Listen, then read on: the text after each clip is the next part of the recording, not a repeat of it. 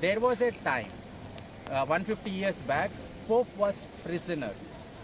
So during the after First World War, Pope was made as a prisoner, and Pope was kept into the castle guard. Okay. Way of the reconciliation. And only 1920, not sure, not 21 or after that, during the time of Mussolini, there was a pact between the Italian government and the Vatican City. Because from the beginning, let us say 325 years, when Constantine gave the freedom to the Christianity became the major player in a simple words and after few years, maybe 335, let us say, or maybe 330 itself, Constantine moved to Istanbul, the present Istanbul. So that is called Constantinople, right? Constantinople in Italian, right? So Poli means in Greek city. So Constantinople means the city of Constantine.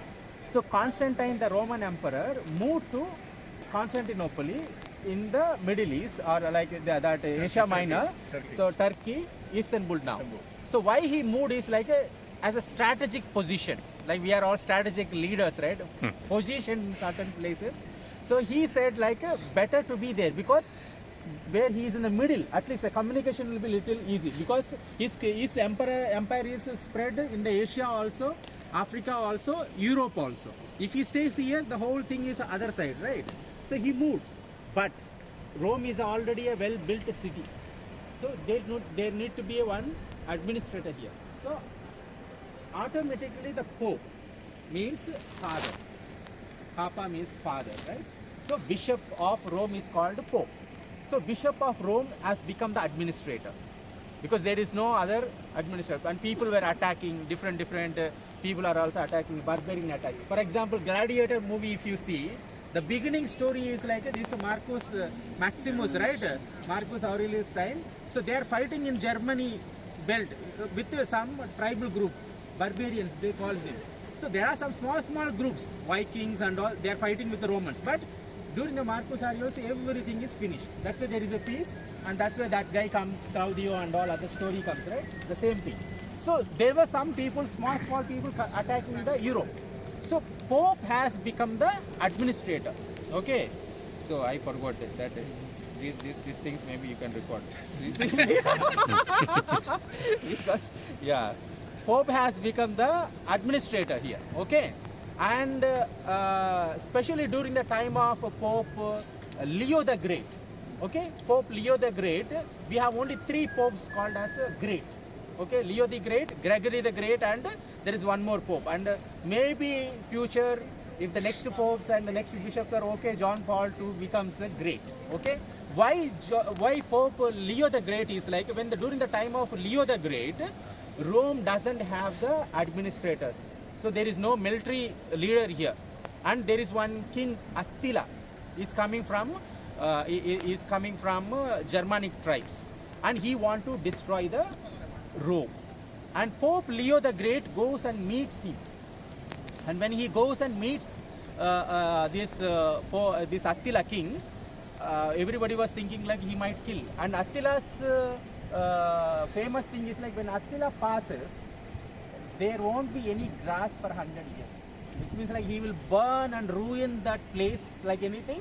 You cannot even cultivate. So that much destruction this person. And Rome is already maybe 4,000 years, 300, at least 2,800 years story, Rome, because the Rome city is goes to 800 BC, and now after that Christ 2,000 years. So 2,800 history, it will just destroy when Attila goes. And this Pope Leo the Great goes and meets, and maybe when we go inside the church, there is an altar of Pope Leo the Great. Maybe I'll show that, maybe we can see. There are 2 saints, patron saints for Rome, Peter and Paul. And because they both the tombs are here. Peter we are going, maybe Paul, if we get chance, we might visit also. So Peter and Paul appeared on the sky with the swords, and they threatened the Attila. So by seeing that, Attila goes back. So that's how Rome is protected. So that's why Rome has two patterns, like Peter and Paul, both are patterns. And 29th of June is the feast of Peter and Paul, and this is the national holiday for the Rome also. It's not only liturgical feast, Rome patron feast, that is. And that's how Rome, maybe in the Bible we say like the neither world cannot destroy, the forces of neither world cannot destroy the church.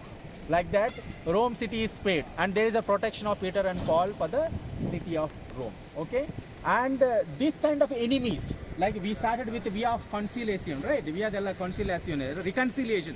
These kind of enemies for Pope were there from the year to year. Many times, emperors became Napoleon. Napoleon also in the 18th century and all, he captured the Pope. He put him a house arrest.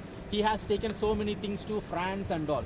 But after that also, and Napoleon, when Napoleon was talking with one of the cardinal, one cardinal says to him, like we popes and cardinals, we try to destroy the church, but we ourselves couldn't do. How can you do that?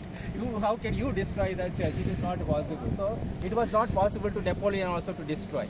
But after the First Vatican Council, there is again a problem with the Nazism in Germany, fascism in Italy, and they became the enemies of Pope.